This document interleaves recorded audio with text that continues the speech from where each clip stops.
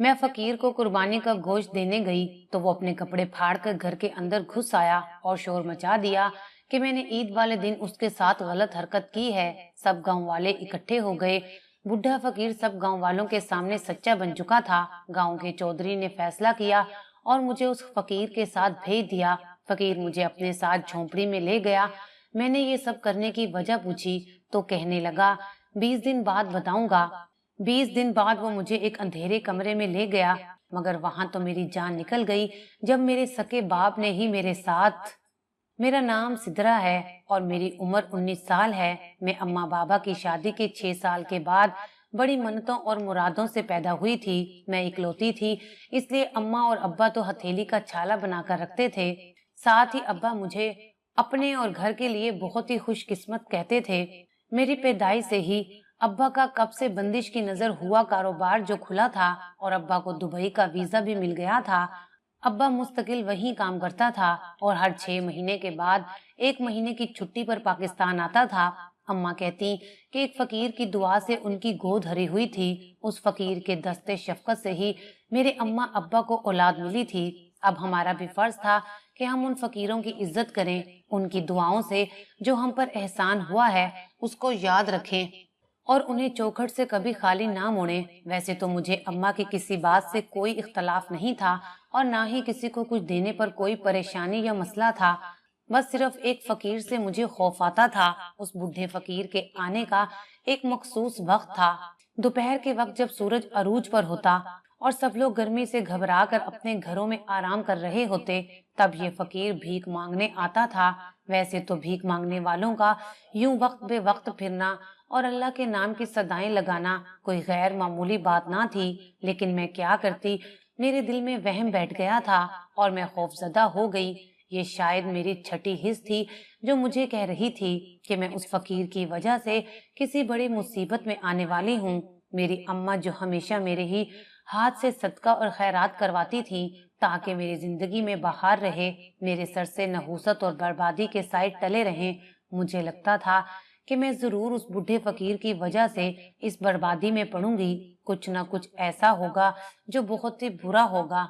इस तरह के बहुत से बुरे ख्यालात मेरे जहन में गर्दिश करते थे और मैं बहुत ही परेशान फिरती, क्योंकि मुझे उस फकीर की नजरें, उसके देखने का अंदाज बहुत ही बुरा और बहुत ही घटिया लगता। मेरा गांव बहुत ही कदीम था। यहाँ की रस्में, यहाँ के रिवाज और यहाँ का कानून बहुत ही कदीम थे। लोगों के झगड़े मसाइल और गांव में होने वाली हर मामूली और गैर मामूली वाकयात की पंचायत बैठती। पंचायत में फैसले होते, जो गांव का चौधरी कह देता वो ही फैसला पत्थर पर लकीर होता। उस चौधरी के फैसले पर उंगली उठाने और अमल ना करने का कोई तसव्वुर भी पैदा नहीं होता था। गांव के चौधरी साहब का असर रसूख और गांव के लोगों पर इस कदर कंट्रोल था कि अक्सर लोग अपने बच्चों की शादियां भी उसकी मर्जी के मुताबिक करते थे। तालीम का भी खास रिवाज नहीं था। ना तो लड़के और ना ही लड़कियां इतने तालीम याफ्ता थे कि सही और गलत को समझें। गांव के सरकारी स्कूलों में जानवर बंधे रहते। काम काज के लिए कुछ के पास अपनी जमीनें थीं, कुछ मेरे अब्बा की तरह बाहर जाकर मजदूरी कर रहे थे और कुछ उन जमीन वालों के कमी कमीन बने हुए थे। मैं भी कुछ ज्यादा पढ़ी लिखी ना थी, बस कुरान शरीफ पढ़ा हुआ था और अपनी हमसाई से जो उर्दू पढ़ना लिखना जानती थी, मैंने उसी से लिखना और पढ़ना सीख लिया था। लेकिन मेरी छठी हिस्स बहुत तेज थी। गैर मामूली बात या कुछ भी गलत होता तो मेरी छठी हिस्स मुझे खबरदार करती, जैसा उस फकीर के मामले में हो रहा था। आखिर एक दिन वो गलत हो ही गया जिसका मुझे अंदेशा था। वो बकरा ईद का दिन था। बहुत से लोग ईद की नमाज पढ़कर मस्जिदों से अपने घर लौट रहे थे। मेरे अब्बा कुर्बानी का जानवर ज़िबा करके उसका गोश्त बनवा रहे थे। ऐसे में वही फकीर भीख मांगता सदाएं लगाता हुआ हमारे घर के दरवाजे तक आया। उसने जोर से अपनी छड़ी दरवाजे पर मारी और कुर्बानी का गोश्त मांगने लगा। ना चाहते हुए भी मैं उसे गोश्त देने के लिए उठकर दरवाजे तक आई।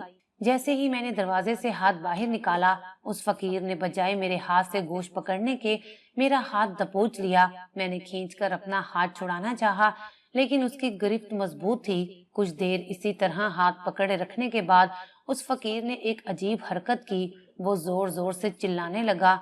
मस्जिदों और अपने घर को जाते हुए लोग उसकी तरफ मुतवज्जा हुए।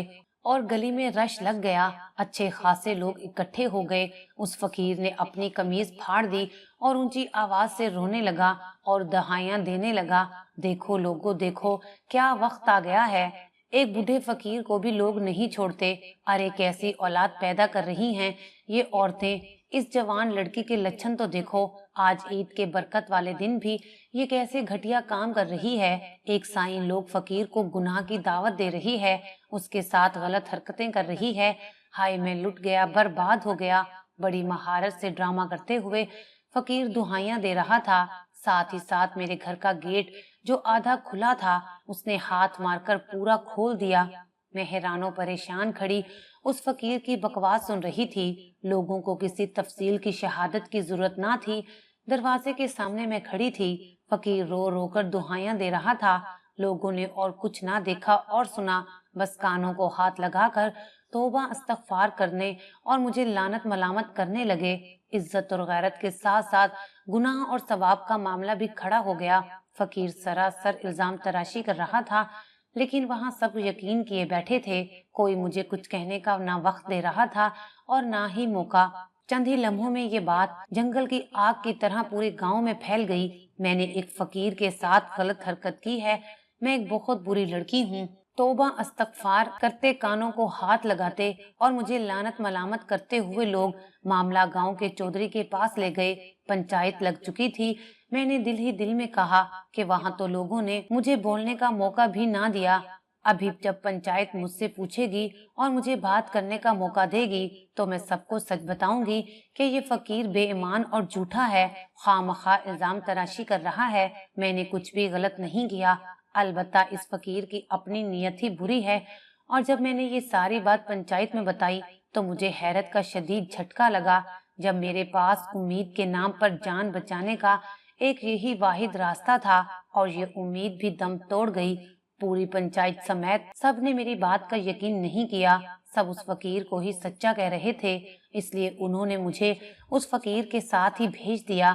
اب میرا گاؤں اور میرے اماں ابا سے میرا کوئی تعلق نہ تھا، میرے لیے اب وہ فقیر ہی سب کچھ تھا اور مجھے اپنی باقی ساری زندگی اس کے ساتھ گزارنی تھی۔ پنچایت کے اس فیصلے نے میرے سر پر آسمان گرا دیا تھا، میری ماں شور مچاتی رہ گئی کہ میری بیٹی بے قصور ہے، مگر کسی نے اس کی ایک نہ سنی، جبکہ میرا باپ مجھے ہی قصوروار سمجھ رہا تھا۔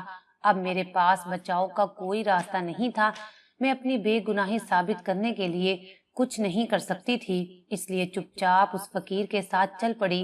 وہ فقیر مجھے ایک جھونپڑی میں لے گیا، اس جھونپڑی کو دیکھ کر میری حالت اور زیادہ قابل رحم ہو گئی کہ کہاں میں پکے گھر میں عیش و آرام سے عزت اور محبت کے ساتھ رہ رہی تھی، میں زور و شور سے رونے لگی اور اس فقیر سے پوچھنے لگی اس نے میری زندگی کیوں برباد کی، جب میری کوئی غلطی، میرا کوئی گناہ نہیں تھا، اس نے میرے اوپر بہتان کیوں باندھا، میرے ساتھ یہ سب ظلم کر کے اسے کون سی خوشی ملی تھی۔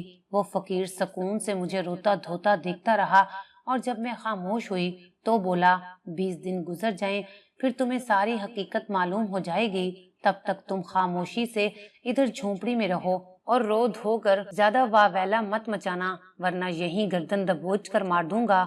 میں فقیر کی سرخ آنکھیں دیکھ کر بہت ڈر گئی تھی اور میں خاموش ہو گئی، لیکن اپنی اس طرح بربادی پر میرے آنسو نہیں رک رہے تھے، اور پھر بڑی مشکل سے وہ 20 دن کٹے تھے۔ وہاں ایک ایک لمحہ مجھے صدی کے برابر لگتا تھا، اس فقیر کو بھی دنوں کا بہت ہی حساب تھا، جیسے انگلی پر گن کر رکھتا ہو۔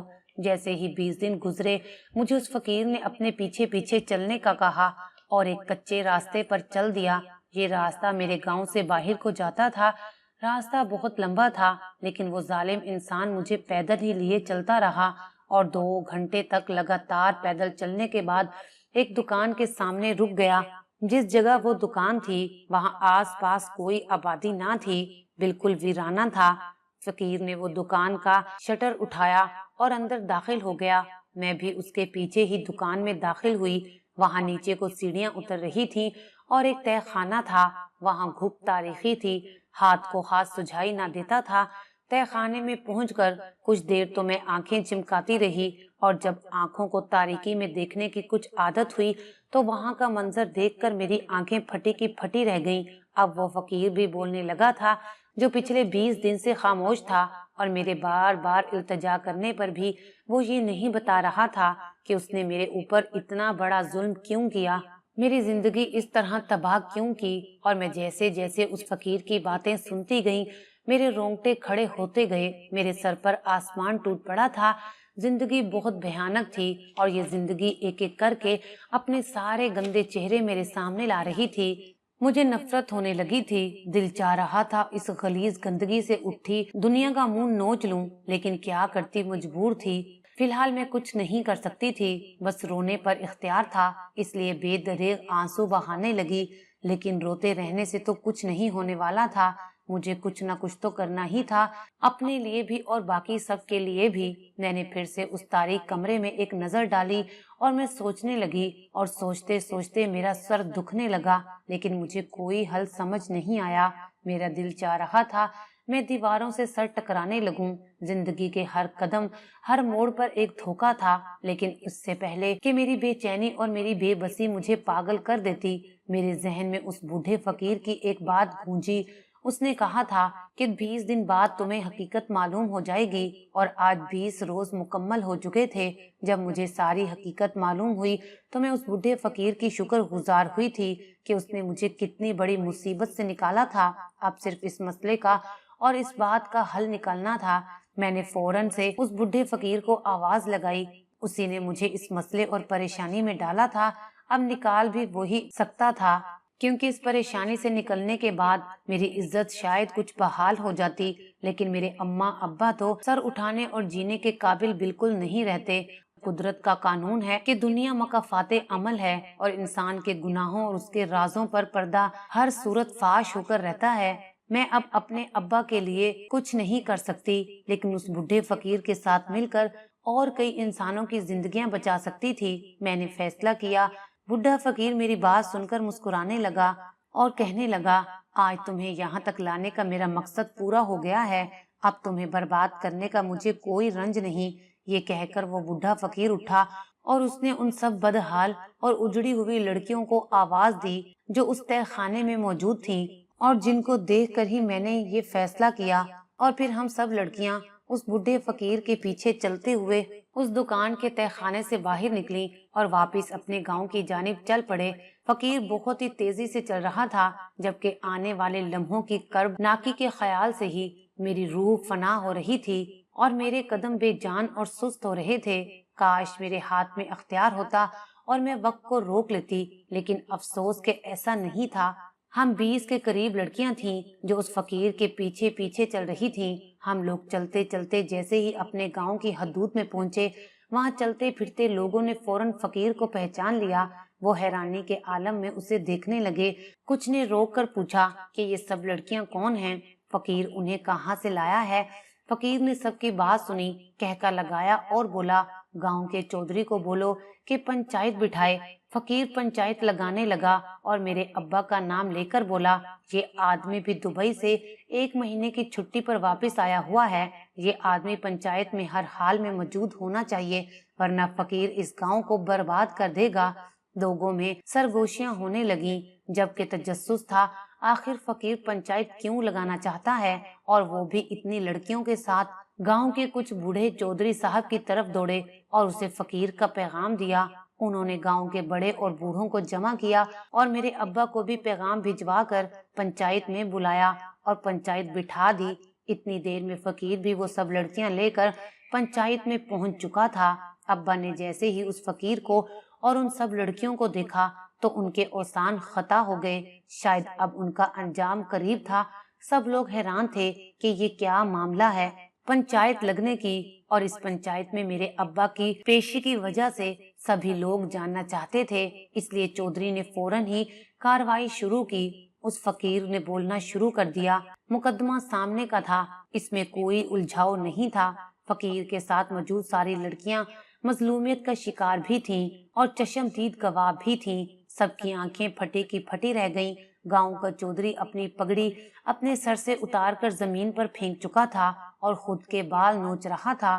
اس کے ناک کے نیچے اس کی حکومت میں گاؤں کے اندر بیٹھے لوگوں نے اتنا گھٹیا کام کیا تھا، وہ یقین بھی نہیں کر پا رہا تھا۔ لیکن یہ سر پٹکنے کا نہیں بلکہ فیصلہ کرنے کا وقت تھا، اور چودھری نے انصاف کے مطابق فیصلہ سنا دیا۔ فقیر کے ساتھ دوسرے گاؤں کی موجود لڑکیوں کے گھر والوں کو بلایا گیا۔ میرے ابا اور گاؤں کے چودھری صاحب نے ان کے قدموں میں گر کر ان سے معافی مانگی اور سب لڑکیاں باعزت ان کے حوالے کی۔ اس کے بعد پنچایت کا فیصلہ تھا کہ میرے ابا کو اس دنیا میں زندہ رہنے کا کوئی حق نہیں ہے، اس کو موت کی سزا دی جائے۔ اور پھر اگلے روز بھری پنچایت میں پورے گاؤں کے سامنے کلہاڑی کے وار سے میرے ابا کی گردن اتار دی جانی تھی، مگر اس فقیر کے کہنے پر میرے ابا کو پولیس کے حوالے کر دیا گیا اور عدالت نے انہیں عمر بھر کے لیے قید کی سزا سنا دی تھی۔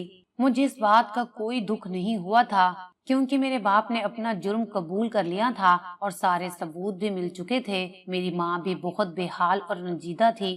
ساری زندگی جس مرتبے پر عیش کیا تھا وہی تو ذلت کا گڑھ نکلا تھا۔ گاؤں میں سب لوگ یہی سمجھتے تھے کہ میرے ابا دبئی میں نوکری کرتے ہیں، محنت مزدوری کرتے ہیں۔ دراصل میرے ابا اس جرائم پیشہ گروہ کے ساتھ ملے ہوئے تھے جو خفیہ طور پر عورتوں اور بچوں کو اپنے گھنونے مقصد کی تکمیل کے لیے اغوا کرتے اور بعد میں انہیں مختلف شہروں میں بیچ دیتے تھے۔ ان میں سے اغوا ہونے والی کچھ بیچاری عورتیں کوٹھوں پر جا پہنچی تھیں، اور جن کے دام اچھے نہ لگے انہیں یہ ظالم لوگ ظلم کر کے اپنے ساتھ دھندا کرنے پر مجبور کرتے، اور کبھی ان سے منشیات فروشی کرواتے اور کبھی گداگر بنا کر بھیک منگواتے۔ وہ بوڑھا فقیر حقیقت میں فقیر نہیں تھا بلکہ خفیہ پولیس کا آفیسر تھا اور اس گروہ کی جاسوسی کر رہا تھا جن کے ساتھ میرا ابا بھی مل کر کام کر رہا تھا اور غلط اور ناجائز طریقے سے پیسہ بنا رہا تھا۔ جاسوسی کے دوران اس نے کچھ اغوا ہو جانے والی مظلوم لڑکیاں بازیاب بھی کروائیں اور انہیں اس دکان کے تہہ خانے میں چھپا دیا تھا۔ بس اب اس گروہ کا کوئی بھی آدمی اس خفیہ ایجنٹ کے ہاتھ لگنا باقی تھا جس کے ذریعے اس گروہ کا ٹھکانہ انہیں معلوم ہونا تھا۔ تب پولیس ریڈ کرتی اور کیس بنتا۔ اسی جاسوسی اور ریکی کے دوران اس خفیہ ایجنٹ کو، جو کہ ایک فقیر کے بھیس میں پھر رہا تھا، میرے ابا کے گھر کا علم ہو گیا جہاں میں اور میری ماں رہتے تھے۔ لیکن میرے ابا اور اس کے ساتھیوں کا جو اصل میں خفیہ ٹھکانہ تھا اس تک یہ نہیں پہنچ سکے تھے۔ میرے ابا نے بھی کام پکے کر رکھے تھے۔ حیرت تو مجھے اس بات پر ہوئی تھی کہ میرا سکا باپ اپنے گروہ کے مالک کو خوش کرنے کے لیے میری شادی اس کے ساتھ کرنے والا تھا، اور اس بات کو میرے باپ نے تسلیم بھی کیا تھا۔ اب وہ لڑکیاں جو اس فقیر نے خفیہ طریقے سے بازیاب کروائی تھیں انہیں عزت کے ساتھ ان کے گھر تک پہنچانا تھا۔ وہ سب لڑکیاں یہ چاہتی تھیں کہ یہ بات تھانہ کچہری تک نہ پہنچے، ورنہ عزت کچھ تو خراب ہو گئی تھی۔ تھانے کچہریوں میں بچی کچی عزت بھی مٹی میں مل جاتی، اور جس کو خبر نہیں تھی اسے بھی معلوم ہو جاتا۔ رسوائی اور بدنامی تو سراسر ان لڑکیوں کی ہی تھی۔ انہوں نے اس فقیر سے التجا کی کہ وہ کچھ ایسا راستہ نکالیں کہ یہ سب لڑکیاں باعزت اپنے گھروں کو جا سکیں اور اپنے گھر والوں کے سامنے ان کے سر بھی نیچے نہ ہوں۔ اس لیے فقیر نے میرا استعمال کیا۔ فقیر کا خیال تھا کہ میرا باپ میرے پیچھے آئے گا اور اس طرح اس کو گرفتار کر کے اس کے باقی ساتھیوں کے ٹھکانے بھی معلوم کرے گا۔ لیکن افسوس کی بات یہ ہوئی کہ میرا باپ میرے پیچھے نہ آیا، بلکہ اس نے یہ مان لیا کہ میں واقعی میں ایک خراب لڑکی تھی اور چودھری کا مجھے اس فقیر کے ساتھ بھیجنے کا فیصلہ درست تھا۔ اسی لیے میرا باپ میری طرف سے پریشانی کا شکار نہیں ہوا، اور وہ یہ بھی نہیں جان سکا کہ اس کی حرکتیں، اس کی غیر قانونی سرگرمیاں قانون کی نظر میں آ چکی ہیں۔ دوسری طرف اس فقیر کو بھی افسوس تھا کہ دوسری لڑکیوں کو بچانے اور ان کو باعزت ان کے گھروں تک پہنچانے کے چکر میں مفت میں بدنام ہوئی تھی اور حاصل بھی کچھ بھی نہیں ہوا تھا، مگر مجھے اس بات کا کوئی دکھ نہیں ہوا تھا۔ آخر میں نے اس کا ایک اور حل سوچا اور سارا معاملہ پنچایت میں لے کر آئی۔ مجھے گاؤں کے چودھری پر یقین تھا۔ بے شک میرا گاؤں پرانے دستور اور پرانے خیالات کا تھا، لیکن آج بھی وہاں سب لوگ انصاف پسند تھے، عزت اور غیرت والے تھے۔ وہ لوگ یقیناً عورتوں کے سودے کرنے والے کو سزا دیتے और ऐसा ही हुआ। सारी बात सुनने के बाद गांव के चौधरी ने सबसे पहले उन मजलूम लड़कियों के सरों पर चादरें डालते हुए उनके घर वालों को बुलाकर उनकी बच्चियां बाइज्जत उनके हवाले की, और अगले ही दिन मेरे अब्बा के साथ उनका मुकम्मल गिरोह पकड़ा जा चुका था और अब वो सब लोग जेल में अपनी सजा काट रहे हैं।